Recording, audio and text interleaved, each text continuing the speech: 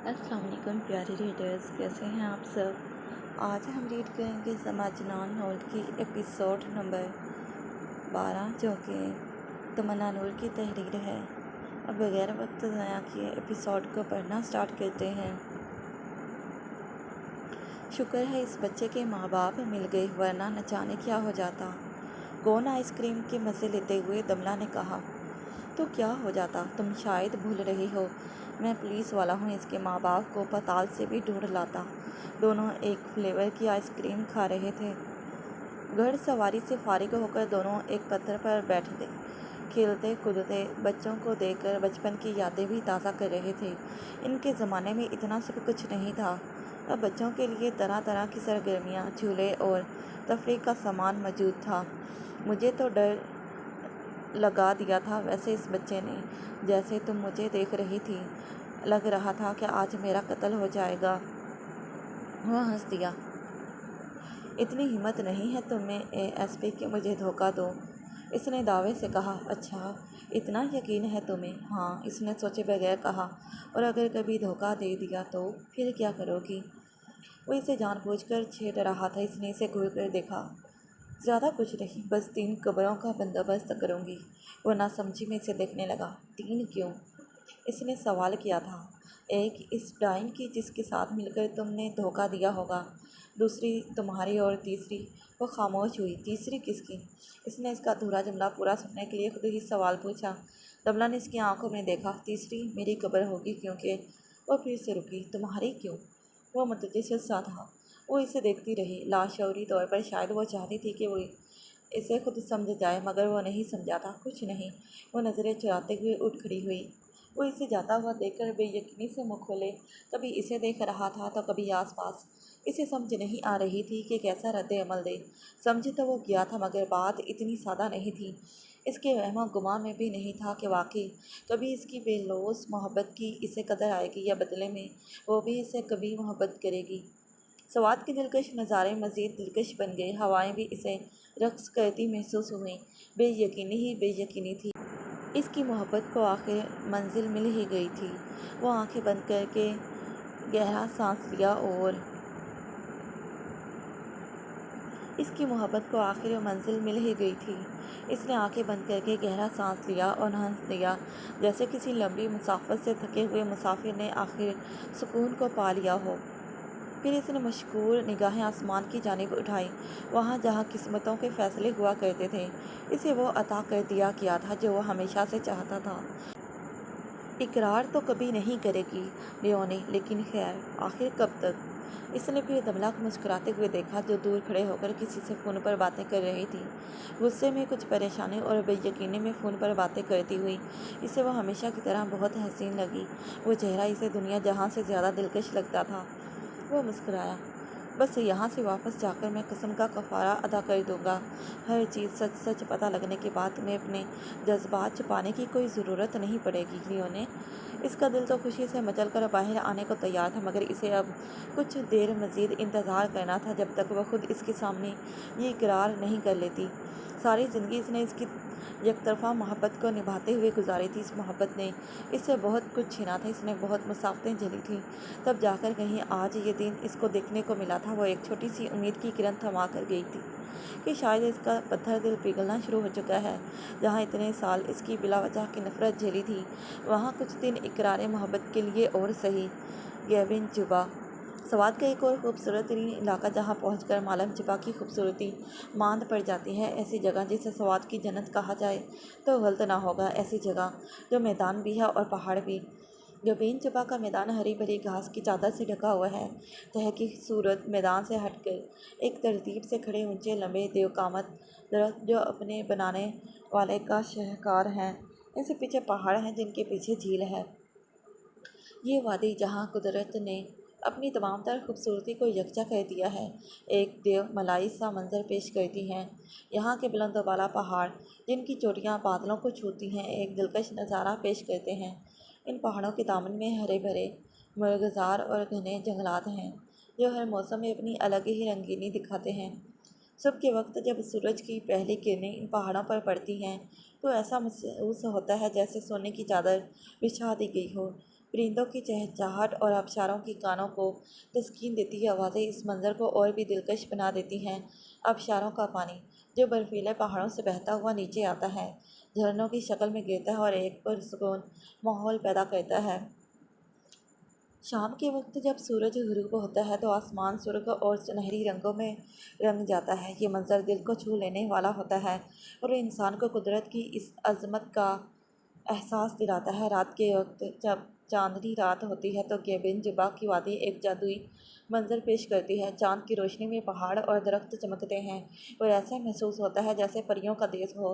Given جبا کی یہ دلکشی، اس کے مناظر اور اس کا سکون ہر دیکھنے والے کے دل میں ایک خاص جگہ بنا لیتا ہے۔ یہ وادی واقعی ایک جنت نظیر ہے جہاں ہر لمحہ قدرت کی عظمت کا احساس ہوتا ہے۔ مختلف چرواہے اپنے جانوروں، بھیڑ بکریوں اور گھوڑوں کے ساتھ یہاں نظر آتے ہیں، جو اس کی قدرتی دلکشی میں مزید چاند لگا دیتے ہیں۔ برف باری کے موسم میں یہ لوگ اپنے مویشیوں کے ساتھ کم بلندی والے شہر کی جانب نیچے اتر جاتے ہیں۔ یہ مقامی لوگ اپنی مشکل زندگی کے باوجود مطمئن اور خوش نظر ہمایل خان کا خوبصورت سواد اور یہاں کے اتنے ہی خوبصورت لوگ۔ گیبن جبا کا نام پشتو زبان کے دو الفاظ گیبن شہد اور جبا چشمہ یا ٹھہرا ہوا پانی سے نکلا ہے۔ یہ نام اس علاقے میں موجود میٹھے پانی کے چشموں کی وجہ سے رکھا گیا ہے۔ اس کا ہاتھ ہمیں وہ اونچی سی چڑھان چڑھتے سے یہاں کے محل وقوع اور جغرافیہ کے بارے میں بتا رہا تھا۔ تمہیں پتہ ہے یہ سطح سمندر سے 8,471 فٹ کی بلندی پر واقع ہے اور یہاں تک پہنچنے کے لیے مختلف راستے موجود ہیں، جیسے تمہیں راستے میں بتایا تھا۔ قبل شموزو روڈ یا خوازہ خیلہ سے صخرہ بازار کے راستے استعمال کیے جا سکتے ہیں۔ وہ مسکرانے کی ناکام کوشش کر رہی تھی۔ معلوم جبا میں ہی امی نے اس کا موڈ خراب کر دیا تھا۔ اس کا ذہن ان کی دی گئی بریکنگ نیوز پر ہی اٹکا ہوا تھا۔ عائشہ کی نسبت عارش سے طے کر دی گئی تھی اور اسے پوچھنا تو کیا، کسی نے بتانا تک گوارا نہیں کیا۔ اسے یہی فکر تھی ہمایل کی جگہ اگر کوئی اور داماد ہوتا تو ان سے اچھا خاصا بگڑ چکا ہوتا کہ اتنی بڑی بات گھر کے بڑے داماد سے چھپائی گئی تھی۔ دملہ کو بہت خوشی ہوتی کہ اس کی بہن کو اس کی پسند مل گئی۔ اگر عارش نے اس سے وہ ساری بکواس نہ کی ہوتی۔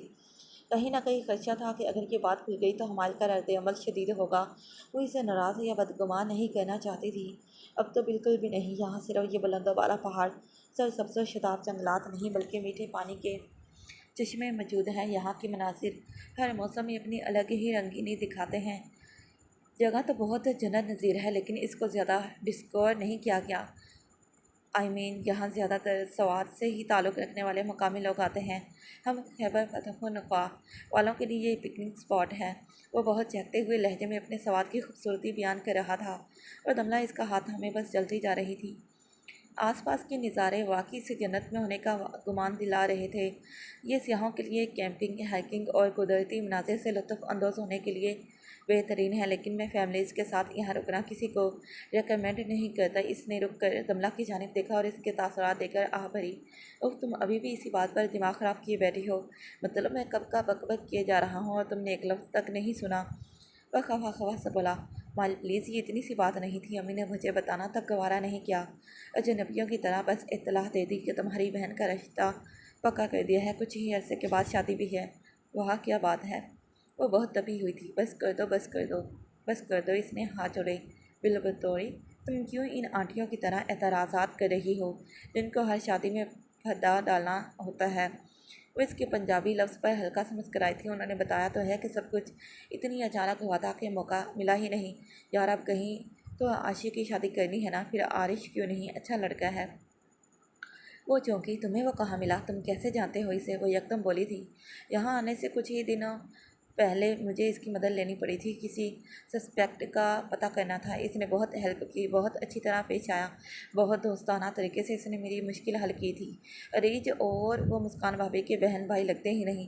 دملہ نے اسے بے یقینی سے دیکھا۔ ایک تو عارش کی اس دوستانہ عنایت پر اور دوسرا اریج کے ذکر پر بدمزگی سے گھل گئی۔ چھوڑو، دفع کرو۔ سر جھٹک کر وہ خود ہی آگے آگے چل پڑی۔ آسمان صاف ستھرا نیلگوں سا تھا۔ بہت سی فیملیز اور سیاح بھی موجود تھے جو وہاں کیمپنگ کے مزے کے لیے آئے تھے۔ گیبن جبا اصل میں کیمپنگ کے لیے ہی مشہور ہے۔ لوگ ٹینٹ بھی لگا کے رہتے ہیں اور وہاں کیمپنگ بورڈز بھی موجود ہیں جو چھوٹے چھوٹے ہوٹلز کی طرح سیاحوں کو کیمپ کی سہولت فراہم کرتے ہیں۔ کیمپنگ بورڈز کی جانب والا حصہ نسبتاً زیادہ خوبصورت ہے۔ وہ تو رکنا چاہتی تھی مگر حمال کلام چلنے پر بضد تھا، کیونکہ یہاں فیملیز کے راتوں کو رہنے کے لیے سہولیات نہیں تھی۔ ویسے بھی وہ اسے کھلے آسمان تلے صرف ٹینٹ میں نہیں رکھ سکتا تھا، اس لیے تھوڑی ہائیکنگ کرتے، نظاروں کے مناظر کیمرے میں اتارتے ہوئے کیمپنگ پوڈز کا دورہ کر کے اس نے شام سے پہلے کلام کی جانب روانہ ہونے کا سوچا ہوا تھا۔ گھڑ سواری ہائیکنگ کے بعد وہ تھک ہار کر بیٹھ گئے تھے۔ مقامی لوگ اپنے کھانے پینے کی اشیاء، قہوے وغیرہ ساتھ لائے ہوئے تھے۔ انہوں نے بھی باقی سب کی طرح پکنک کا کپڑا بچھا کر ہلکا پھلکا کھایا اور قہوے کے بعد وہ اسے آبشاروں کی سیر کروانے لے گیا۔ پیو، اپنے ہاتھوں میں بھر کر اس نے آبشار کا پانی اس کے سامنے کیا۔ پانی پی لو میری شری، تمہارا یہ فرہاد دودھ کی نہر تو نہیں کھود سکتا نا؟ اس نے ہنستے ہوئے پانی پیا۔ راستہ کافی تھکا دینے والا تھا۔ چل چل کر وہ ہمتی ہوئی واپس گاڑی تک آئی تو شام سے کچھ پہلے کا وقت تھا۔ اف، تھکا دیا تمہارے کیبن چوبا نے، اسے گاڑی سٹارٹ کرتے دیکھ کر دملہ نے کہا۔ تمہاری ہی ضد تھی، اس نے گاڑی سٹارٹ کر دی۔ ہمیشہ کی طرح اس نے گانا پلے کیا تھا، لیکن اب تھوڑا مختلف ساز کا تھا۔ وہ سوات خگلی رنگونا تا بخیر راغلے، سوات کے خوبصورت رنگوں میں خوش آمدید۔ دا سوات خگلی سیندو نو تا بخیر راغلے، سوات کے خوبصورت دریا خوش آمدید کہتے ہیں۔ دا سوات خگلی رنگونا تا بخیر راغلے، دا سوات خگلی سیندو نو تا بخیر راغلے، بار بار یہی جملے دہرائے جانے لگے۔ بخیر راغلے تو وہ سمجھ گئی تھی کہ خوش آمدید کہا جا رہا تھا۔ پھر اردو میں گایا جانے لگا۔ یہ پھول، یہ نظارے پہچان ہیں ہمارے، ہیں روشنی کے راہی، یہ چاندنی، یہ تارے، یہ بھینی بھینی خوشبو، دریاؤں کے کنارے، مستی کے تبسم میں مدہوش یہ نظارے۔ وہ آنکھیں بند کیے مسکرائی جب وہ خود ساتھ ساتھ گنگنانے لگا تھا۔ دا سوات خگلی رنگونا تا بخیر راغلے، سوات کے خوبصورت رنگوں میں خوش آمدید۔ دا سوات خگلی سیندو نو تا بخیر راغلے، سوات کے خوبصورت دریا خوش آمدید کہتے ہیں۔ اس کا مطلب جانتی ہو؟ یہ کہہ رہے ہیں سوات کے خوبصورت رنگوں میں خوش آمدید، سوات کے خوبصورت دریا خوش آمدید کہتے ہیں۔ اس نے اس کے پوچھے بغیر ترجمہ کیا تو وہ مسکرا دی۔ سوات کے رنگوں نے واقعی مجھے تمہاری محبت میں رنگ دیا ہے، اور اس کی ان وادیوں نے مجھ پر محبت کا نہ جانے کون سا طلسم پڑھ کر پھونک دیا ہے۔ تم ہی تم نظر آتے ہو ہر جگہ۔ مسکرا کر اس کی جانب دیکھا اور سوچ کر رہ گئی۔ تعریف کے ہیں لائق ہر سمت اس کا سارا پہاڑ، آبشار کوہستان، پیارا پیارا پختون روایت کا مرکز یہ خطہ سارا، جنت کا ہے یہ ٹکڑا، تہذیب کا گہوارہ۔ دا سوات خگلی رنگونا تا بخیر راغلے، سوات کے خوبصورت رنگوں میں خوش آمدید۔ دا سوات خگلی سیندو نو تا بخیر راغلے، سوات کے خوبصورت دریا خوش آمدید کہتے ہیں۔ پھولوں کی فراوانی، موجوں کی ہے روانی، ہر پربت اور وادی ہے تخت سلیمانی، ہے علم کا گہوارہ، اسرار کی نشانی کہتا ہے اس کا ماضی تاریخ کی زبانی۔ دا سوات خگلی رنگونا تا بخیر راغلے، دا سوات خگلی سیندو نو تا بخیر راغلے، بخیر راغلے، بخیر راغلے۔ اس نے آنکھیں بند کر لی اور سکون سے اس کی آواز کی گنگناہٹ محسوس کرنے لگی۔ ہمالیہ سے اردو سے زیادہ اپنی مادری زبان بولتا ہوا پیارا لگتا تھا۔ اس نے سوچ لیا تھا اسے بھی پشتو سیکھنی تھی۔ وہ ذرا ہاتھوں میں دیے بس روتی ہی جا رہی تھی۔ شمسا، اس کے بچے، کوئی بھی اس کے دل کو سکون نہیں پہنچا پا رہے تھے۔ مجھ سے کیا ہو گیا شمسا؟ مجھے اسے جانے ہی نہیں دینا چاہیے تھا۔ جس طرح اس نے مجھے شکوے سے دیکھا، مجھے اس کی آنکھیں بھول ہی نہیں رہی۔ وہ رو رو کر ہلکان ہو رہی تھی۔ شمسا نے اس کا سر اپنے کندھے پر رکھا ہوا تھا۔ میرا بچہ، میرا یلماس، میری جان، میں کیا کروں؟ میرا دل پھٹ جائے گا۔ میں کیسے نہیں جان سکی؟ میر کونے میں ساکت کھڑا اپنی ماں کو ایسے بے بسی سے دیکھ رہا تھا۔ کچھ دن پہلے ان کی زندگیوں میں بھنور آیا تھا اور یلماس کو اپنے ساتھ لے گیا تھا۔ وہ ہمیشہ کی طرح شام کو پارک میں بے فکر کھیل رہے تھے جب ایک 30-35 سالہ مرد آیا اور میر کو اپنا بیٹا کہہ کر لے جانے لگا۔ یلماس اسے دیکھتے ہی چھپ گیا تھا۔ میر کے شور مچانے پر وہ بھی دوڑتی ہوئی پہنچی اور کافی لوگ اکٹھا ہو گئے۔ وہ آدمی یلماس سمجھ کر میر کو ساتھ لے جانے پر ورزد تھا اور کہہ رہا تھا کہ وہ اس کا بیٹا ہے۔ بات آگے بڑھ گئی تو راز کھلا کہ وہ یلماس کا باپ تھا، جو میر کو یلماس سمجھ رہا تھا۔ وہ اس پر اغوا کا بھی الزام لگانے لگا۔ وہ خود بھی حیران تھا۔ شکل سے ہی کرخت مزاج اور بد دماغ سا آدمی لگتا تھا۔ اسے دیکھ کر یلماس کی ساری باتیں درست لگی تھی، اس کا خوف اور ڈر۔ لیکن وہ مجبور ہوگی، اس آدمی کے پاس سارے اصلی لیگل ڈاکومنٹس تھے جبکہ اس کے پاس نقلی۔ یلماس اسے نہ سمجھتے ہوئے اس کے ساتھ چپک گیا، مگر اس کا موقف کمزور تھا۔ روتے بلکتے یلماس کہا جب اس کے ہاتھ سے چھوٹا تو اسے لگا اس کا دل بند ہو جائے گا۔ اس دن جیسے تیسے اس نے شرمندگی اور کرب میں کوئی دن گزارے، مگر ممتا اسے کھینچ کر اسی آدمی کے گھر لے گئی۔ وہ یلماس سے مل کر اس سے معافی مانگنا چاہتی تھی اور دل کی تسلی کرنا چاہتی تھی کہ وہ ٹھیک ہے، مگر اسے وہاں اپنی زندگی کا سب سے بڑا جھٹکا سننے کو ملا۔ نہیں، یہ نہیں ہو سکتا۔ گیسٹ روم میں ایک عورت جب اس سے ملنے آئی تو اس کی زمین ہی جیسے کھسک گئی۔ آپ ڈاکٹر، یہ آپ کا گھر ہے؟ اس ادھیڑ عمر عورت کا چہرہ یوں سفید تھا جیسے خون کا آخری قطرہ بھی نچوڑ دیا ہو۔ نہیں تو اس کا مطلب بھائی ٹھیک کہہ رہے تھے یلماز۔ اس نے اپنے دل پر ہاتھ رکھا۔ ان دونوں کی پیدائش کا دن یلماز اسے پہلی بار جس حالت میں ملا، جن مظالم کا اس نے ذکر کیا تھا، وہ سب فلم کی طرح اس کے دماغ میں چلنے لگے۔ ڈاکٹر بالکل خاموش کھڑی تھی کیونکہ وہ مجرم تھی اور اس کا جرم کھل چکا تھا۔ میرا بچہ مرا نہیں تھا، ڈاکٹر نے تھوک نکلا۔ یلماز میرا بچہ ہے۔ وہ لڑکھڑا سی گئی۔ اس نے پہلے کیا کم صفت جھیلی تھی، کیا یہی دیکھنا باقی رہ گیا تھا؟ ہم بیٹھ کر بات کرتے ہیں بیٹا، وہ ہڑبڑائی ہوئی لگی تھی۔ Shut up, just shut up, وہ پھٹ پڑی۔ ذلیل عورت، گھٹیا عورت، تو انسان ہے؟ وہ پوری قوت سے چلائی۔ وہ اس لمحے زخمی شیرنی لگی تھی جس کے بچوں کو نقصان پہنچایا گیا تھا۔ اس کا دل چاہ رہا تھا اس عورت نما حیوان کو چیر پھاڑ دے۔ اس کی آواز سن کر وہ اسد نامی آدمی اور اس کی بیوی بھی آ پہنچے۔ تم سب، اس نے روتے ہوئے ان تینوں کی جانب اشارہ کیا، میں تم سب کو چھوڑوں گی نہیں۔ بے غیرت گھٹیا نسل کے لوگ ہو تم، شرم نہیں آئی مجھ سے میرا بچہ چھینتے ہوئے؟ اگر ظلم ہی کرنا تھا تو مجھ سے کیوں چھینا؟ اسے لگ رہا تھا اس کے دماغ کی نسیں پھٹ جائیں گی۔ جب اسد یلماز کو اس سے دور لے جا رہا تھا، اس نے درد بھری نگاہوں سے اس کی جانب دیکھ کر اسے پکارا تھا، ماما مجھے نہیں جانا۔ یہ لفظ اس کی جان نکال رہا تھا۔ کیا بکواس کر رہی ہو عورت، نکلو میرے گھر سے۔ میرا بیٹا مجھے واپس کرو۔ یلماز ماضی وہ اسے دھکا دے کر گھر کے اندر جانے کی کوشش کرنے لگی۔ ماضی میری جان، یلماز وہ ہذیانی سی کیفیت میں سارے گھر میں آوازیں دیتی رہی، سیکیورٹی۔ اس آدمی نے اسے بازو سے پکڑ کر باہر دھکیلنا چاہا۔ میرا بچہ واپس کرو، میں مار ڈالوں گی سب کو۔ یلماز وہ بھاگتا ہوا کہیں سے نمودار ہوا۔ چند دنوں میں ہی اس کی حالت سے پتہ چل رہا تھا کہ اس کے ساتھ کیا سلوک کیا جا رہا تھا۔ ماضی ماما، وہ چلا کر اس تک پہنچنا چاہتا تھا۔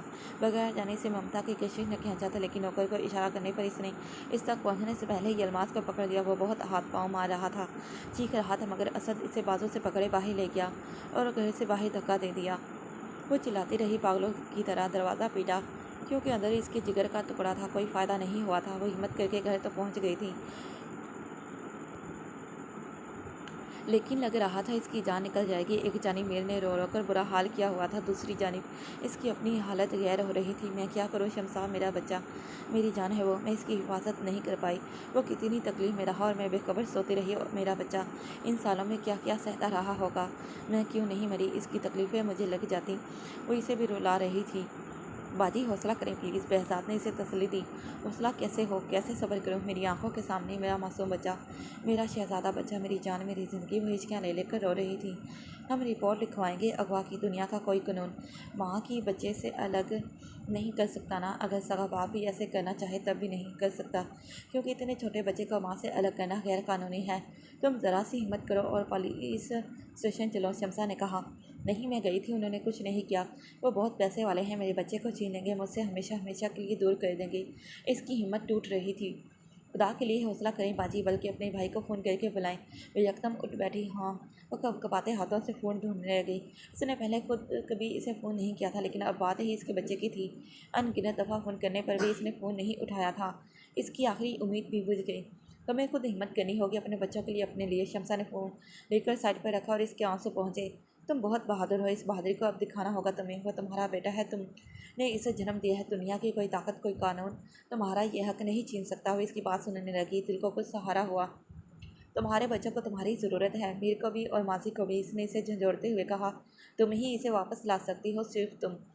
اس نے میر کی جانب دیکھا جو کونے میں دبکا ہوا تھا۔ ان پر کیس فائل کرو، FIR کٹواؤ، قانونی جنگ لڑو۔ اس وقت تک تمہارے بھائی سے بھی رابطہ ہو جائے گا انشاءاللہ۔ وہ اٹھی اور میر کو اپنے حصار میں لیتے ہوئے پیار کیا۔ ہم واپس لائیں گے اسے، ماما واپس لائیں گی، پرومس۔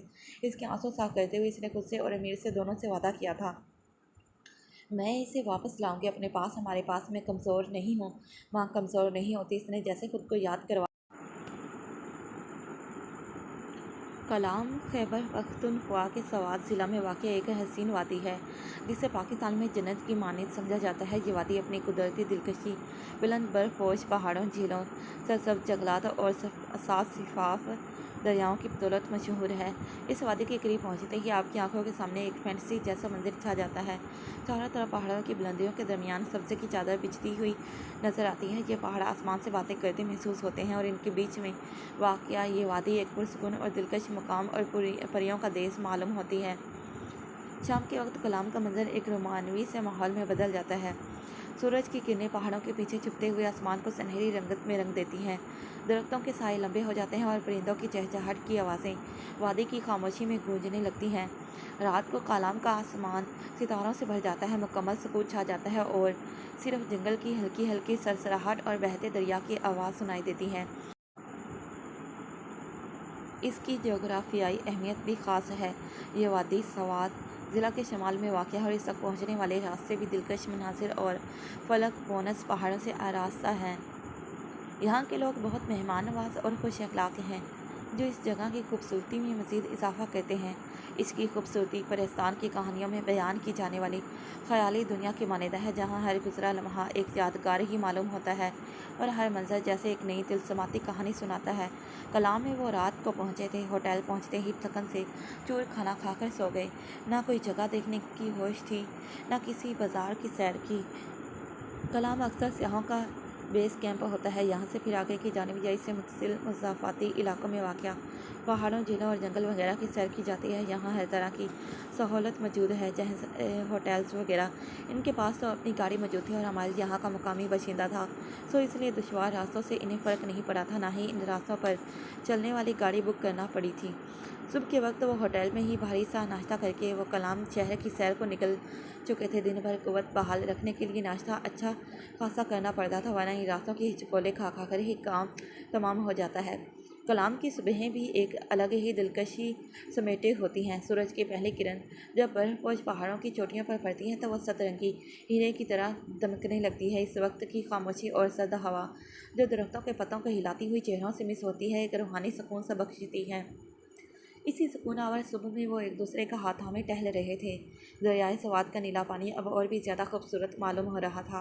सर्दी बहुत बढ़ चुकी थी, इसलिए दमना ने खुद को शॉल में अच्छी तरह लपेट रखा था और हमारे हमेशा की तरह हल्के फुल्के लिबास में मलबूस था। इसे सर्दी महसूस भी नहीं हो रही थी।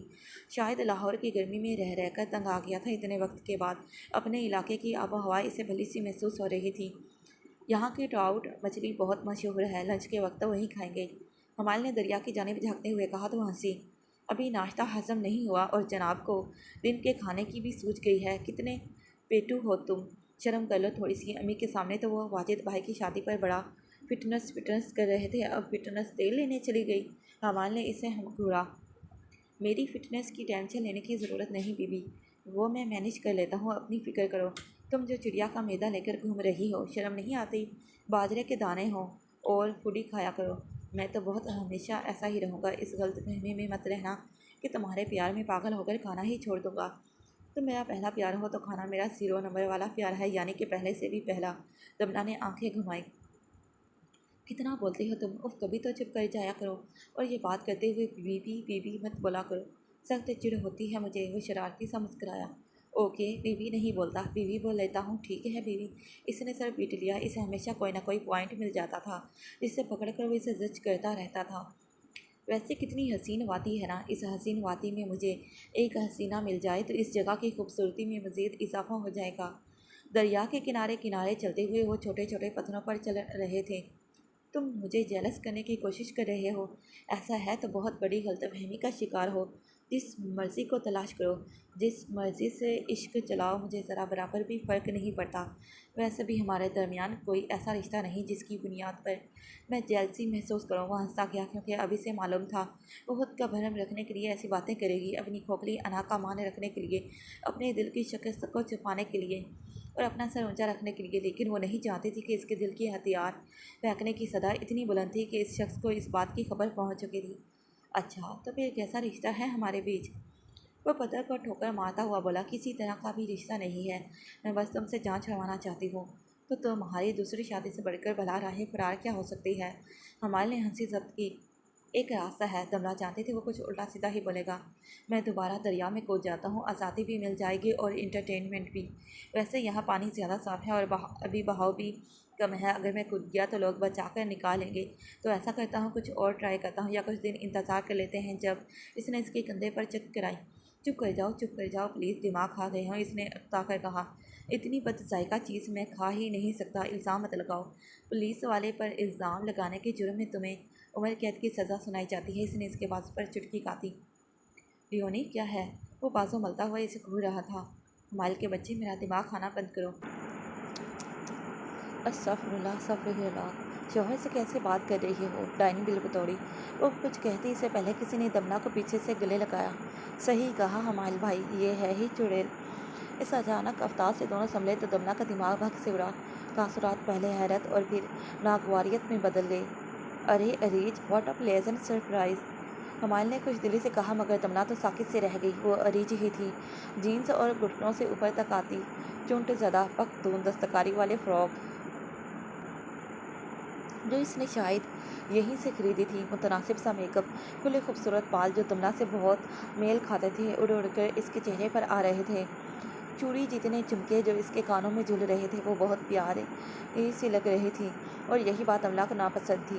میٹھے لہجے والی یہ اریج نامی مصیبت جو ہمارے سے کچھ زیادہ ہی متاثر تھی، اسے زہر لگتی تھی اور وجہ اب اسے معلوم تھی، لیکن وہ دل سے ماننا ہی نہیں چاہتی تھی کہ اسے اریج کا حمائل کے ساتھ فری ہونا حسد یا محسوس کرواتا ہے۔ السلام علیکم دونوں کو، میں خود حیران ہوں۔ واؤ، کتنا اچھا سرپرائز ہے نا! وہ بہت ایکسائٹڈ سے لہجے میں بولی، جیسے بچہ اپنے من پسند کھلونے کو دیکھ کر خوش ہوتا ہے۔ وہ بالکل اسی طرح پیش آ رہی تھی۔ وعلیکم السلام، کیسی ہو؟ اور یہاں کیسے؟ سوال حمائل نے ہی پوچھا تھا۔ میں تو بہت بہت بہت اچھی ہوں، اور یہاں پرانے کالج فیلوز کے ساتھ آئی تھی، ہائیکنگ وغیرہ کرنی ہے، آپ سنائیں؟ اوہو، ہنی مون پر آئے ہیں؟ دملہ کو کوہنی مارتے ہوئے اس نے شرارتی سا انداز اپنایا تو حمائل ہنس دیا۔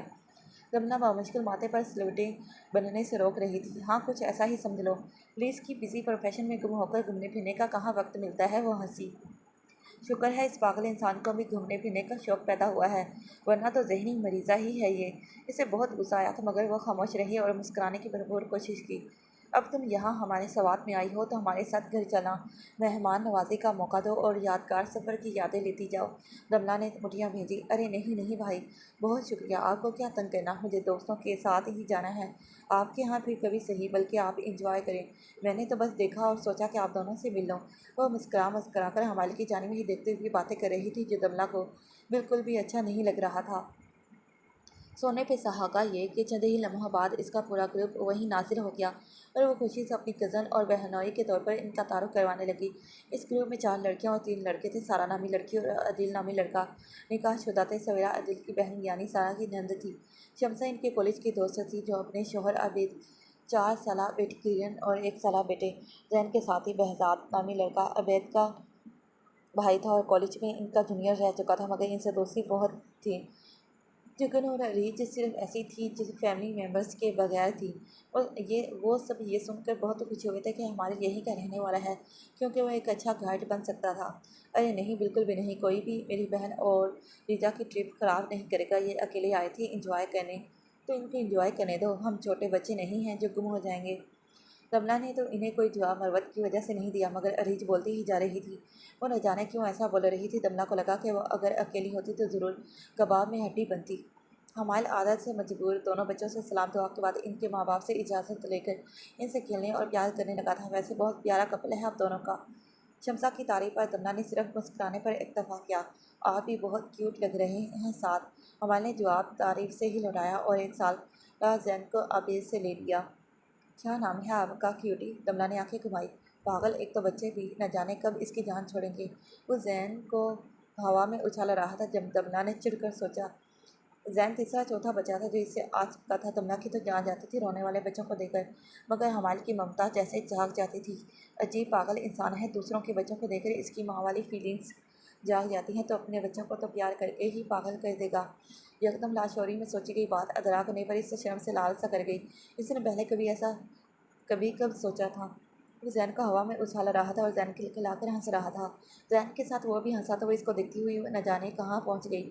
میاندم میں اپنے گھر کے باہر موجود اس پانی کی چھوٹی سی جھیل کے پاس جہاں حمائل کھڑا تھا، اس نے کسی بچے کو اٹھا رکھا تھا، زین جتنے بچے کو، جس کے نقوش اس سے بہت ملتے جلتے تھے۔ وہ اسے اچھال کر کھلا رہا تھا، پیار کر رہا تھا۔ اس کے ساتھ تتلیوں پھولوں سے کھیلتی ایک خوبصورت بچی تھی جس کے بال دملہ کی طرح سیاہ اور لمبے تھے۔ وہ حمائل سے لپٹی ہوئی کچھ کہہ رہی تھی، جس پر اس نے جھک کر اس کے دونوں گالوں پر پیار کیا تو وہ کھل کر ہنس دی، اور وہ کمرے کی کھڑکی سے یہ منظر دیکھ کر مسکرا رہی تھی اور ان کے دیکھنے پر ہاتھ کے اشارے سے پیار بھجوایا۔ ماما، زرتاشا نے ہاتھ ہلایا تھا، پھر منظر بدلا اور اب وہ ان کے ساتھ بیٹھی تھی۔ ماما، اس نے یکدم سر جھٹک کر اوور تھنکنگ کی کوئی بری عادت کو سرزنش کی۔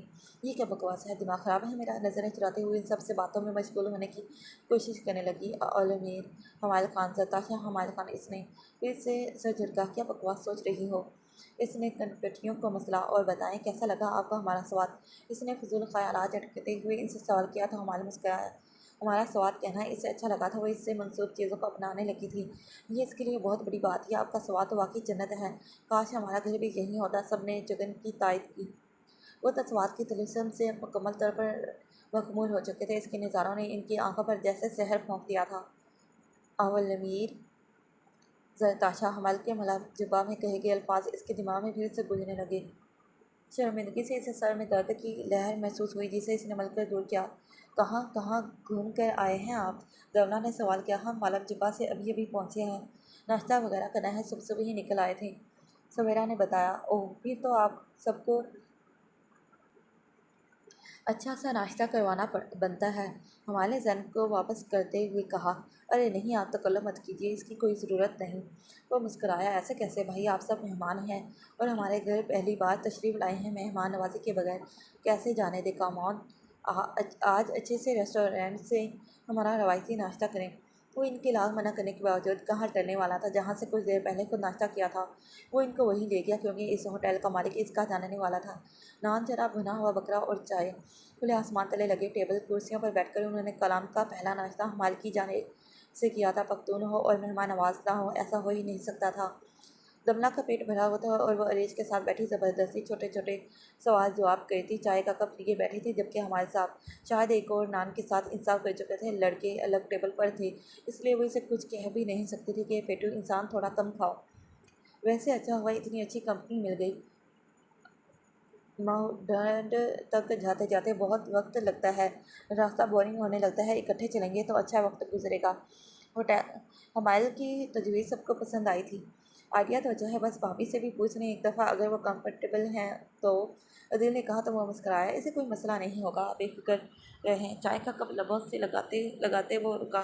اس سے دور کسی موڑ پر جو پرچھائی سے دکھائی دی وہ اسے یکدم ساکت کر گئی۔ پھر تاثرات سخت ہو گئے۔ Excuse me? وہ کپ وہیں چھوڑ کر اسی سمت تیزی سے جانے لگا۔ دملہ نے اسے یوں عجلت میں جاتے دیکھا تو تھوڑا پریشان ہوئی، پتہ نہیں وہ کس کے پیچھے گیا تھا۔ حمائل تیز قدم اٹھاتا گلیوں دکانوں کے بیچ اسے تلاش کرتا پہنچا۔ چچا، ایک آدمی گزرا ہے یہاں سے، ابھی چھوٹے چھوٹے بال ہیں اور سبز شرٹ پہن رکھی ہے، شاید۔ ممکن حد تک سادہ الفاظ میں اس کا حلیہ بتاتے ہوئے وہ کئی دکانوں سے گزرا مگر اسے اپنا مطلوبہ شخص نہیں ملا۔ وہ غائب ہی ہو چکا تھا۔ غصے سے اس کا خون کھول رہا تھا۔ کئی سال پہلے والا قصہ یوں اچانک پھر سے کھل کر آیا تھا۔ وہ جسے تلاش کرنے کے لیے اس نے جگہ جگہ کی خاک چھان ماری، اس کی جھلک دیکھی بھی تو کہاں، اپنے ہی علاقے میں، اپنے سوات میں۔ اگر تو وہ سالم ہے تو یہاں سے وہ زندہ واپس نہیں جائے گا۔ اس نے جیسے خود سے وعدہ کیا تھا، ابھی تو سب کچھ ٹھیک ہونے کو تھا اور یہ بدبخت انسان نظر آ گیا تھا۔ اسے سمجھ نہیں آ رہی تھی کہ وہ اپنے جذبات کو عریج اور اس کے دوستوں کے سامنے کیسے کنٹرول کرے۔ خوشی ہر چیز ٹھیک جا رہی تھی، نہ جانے وہ سار میں کیوں آ ٹپکا تھا اور کلام میں کیا کر رہا تھا۔ کیا اسے معلوم تھا کہ دملہ یہاں ہے؟ لیکن اسے اب دملہ سے بھلا کیا سروکار تھا؟ بہت سے سوالات تھے جن کا جواب اسے جاننا تھا۔ پتہ نہیں حمائل بھائی کہاں رہ گئے۔ ناشتہ کرنے کے بعد وہ اس ہوٹل کی جانب روانہ ہو گئے جہاں وہ سب ٹھہرے ہوئے تھے۔ راستہ چونکہ لمبا تو تھا ہی نہیں، سو وہ پیدل ہی جا رہے تھے۔ حمائل کے وہ تاثرات دملہ کو فکر مند کر رہے تھے، مگر وہ ان سب کے سامنے اور عریج کے سامنے خود کو ممکن حد تک پرسکون رکھنے کی کوشش کر رہی تھی۔ آ جائیں گے، اس نے مختصر سا جواب دیا۔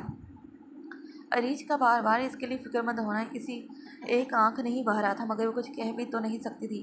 شادی کے بعد کھلم کھلا منہ پھٹ بننے کی عادت اس نے چھوڑ دی تھی، مگر یہ عریج تو کچھ زیادہ ہی چپکتی جا رہی تھی۔ وہ اسے ہوٹل کے اپنے اس کمرے میں لے گئی جہاں وہ جگن کے ساتھ ٹھہری ہوئی تھی۔ عائشہ اور عارش کے رشتے سے لے کر بچپن کی باتوں تک، اور پھر بات بات پر کہیں نہ کہیں بار بار حمائل کا بلا وجہ ذکر کر کے، اس کی تعریفیں کر کے اس نے اس کا دماغ کھا دیا تھا۔ ابھی جب حمائل بھائی آئیں گے تو اس ہوٹل میں لے کر چلنا جہاں تم دونوں ٹھہرے ہو۔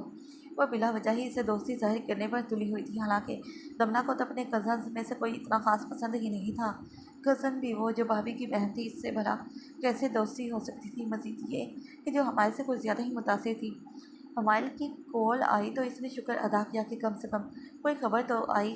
کہاں چلے گئے ہو تم؟ میں نے اتنی کالز کی اور عریج نے اس کے ہاتھ سے موبائل چھین کر اپنے کان سے لگا لیا۔ عجیب لڑکی تھی، ذرا بھی شرمندگی محسوس نہیں کرتی تھی۔ کہاں ہیں آپ؟ میں اتنی پریشان ہو گئی تھی۔ اس کے میں کہنے پر اسے بہت غصہ آیا۔ جی جی بالکل اوکے۔ ہاں جی بھلا اس سے بہتر سفر کیا ہوگا جس سفر میں آپ ساتھ ہوں؟ اپنے بالوں کی ایک لٹ کو انگلی پر لپیٹتے ہوئے اس نے عجیب طریقے سے کہا تو دملہ کی چھٹی اس نے اسے خبردار سا کیا۔ جی جی اوکے لیکن میں آپ کے ساتھ جاؤں گی۔ اس کے ماتھے پر بل پڑے۔ اوکے ٹھیک ہے جلدی آئے، میں لوکیشن بھیج رہی ہوں۔ اللہ حافظ۔ اس نے کال کاٹ کر دملہ کا موبائل پکڑایا اور اپنے موبائل سے اسے ہوٹل کی لوکیشن بھیج دی۔ ہمائل بھائی کہہ رہے ہیں کہ ہم ساتھ میں مہوڈنڈ جھیل کی طرف جا رہے ہیں۔ بہزاد اور عادل لوگوں نے بھی گاڑیاں بک کروا لی ہیں، تم ان کے ساتھ جانا اور میں ان لوگوں کے ساتھ جاؤں گی۔ بیڈ پر بیٹھی جگن جو اپنے فون میں مگن تھی فوراً اٹھ کھڑی ہوئی۔ یہ تو بیسٹ ہو گیا، وہ واش روم کی جانب بھاگی۔ میرا سسرال بھی یہاں ہوتا تو کتنا اچھا ہوتا۔ ویسے ابھی بھی شاید حسرت سے کہے گی عریج کی میں نے کیسی بات نے اسے جھٹکا سا پہنچایا تھا۔ اس کا اشارہ وہ سمجھ نہ پائی اور جو سمجھا رہی تھی وہ ماننا نہیں چاہ رہی تھی۔ خیر میں تیار ہو رہی ہوں، تب تک تم موبائل پر کچھ دیکھ لو اوکے۔ وہ الماری کی جانب بڑھ گئی۔ دملہ کو عجیب سی گھٹن محسوس ہونے لگی۔ اس کا دل چاہا وہاں سے خود غائب ہو جائے یا اس عریج کو غائب کر دے، مگر اس میں ہمت ہو نہیں رہی تھی کہ اسے منہ پر کچھ سنا سکے۔ اگر ایسی کوئی بات نہ نکلی تو عریج کو اس کا مذاق بنانے اور باتیں کرنے کا موقع مل جاتا کہ اس کا اور ہمائل کا رشتہ اتنا کمزور ہے کہ کوئی بھی آ کر توڑ دے گا۔ اس نے خود پر ضبط کیا اور اس کے آنے کا انتظار کیا۔ مہوڈنڈ کے لیے نکلنے سے پہلے وہ ان کو کلام بازار کی سیر کو لے کر گیا تھا۔ کسی بھی عام بازار کی طرح وہاں ہر طرح کی چیزیں موجود تھیں۔ عریج نے سموسے پکوڑوں سے لے کر روایتی پختون ملبوسات اور زیورات کچھ خود اور کچھ ہمائل سے کہہ کر خریدی۔ وہ مروت میں سے کسی چیز کے لیے قیمت ادا نہیں کرنے دینا چاہتا تھا، مگر عجیب لڑکی تھی، کچھ چیزیں کہہ کر خریدی اور کچھ کی قیمت لڑ کر بھی خود ادا کر رہی تھی۔ دملہ وہاں بھی چپ رہی۔ بازار سے نکلتے ہوئے وہ مہوڈنڈ کی جانب روانہ ہو گئی۔ اس کے نہ چاہتے ہوئے بھی وہ ان کے ساتھ ان کی گاڑی میں زبردستی آ بیٹھی تھی۔ جیسے ہی سفر شروع ہوا اس نے ہمائل سے سوالات کرنا شروع کر دیے۔ اسے پشتو میں کیا کہتے ہیں، اسے کیا کہتے ہیں، یہ جگہ کون سی ہے، آپ یہاں کتنی بار آئے، کون سی جگہ فیورٹ ہے کون سی نہیں، کیا یہاں دشمنی والے لوگ پائے جاتے ہیں۔ راستے میں خوبانیوں، سیب اور آڑو کے باغات سے پھل اتار کر دینے کی ضد، زبردستی اس کے بچپن کے قصے سننے کی خواہش۔ پاخیر راگڑے والا گانا اب اچانک سے اس کا فیورٹ بن چکا تھا۔ الٹی سیدھی پشتو میں وہ ساتھ ساتھ گانے کی کوشش کر رہی تھی۔ اس نے دملہ کو تو بولنے کا موقع ہی نہیں دیا تھا کہ وہ اس سے اصل مسئلے پر بات کر لیتی کہ وہ کس کو کس دیکھ کر ناشتے سے اٹھا تھا۔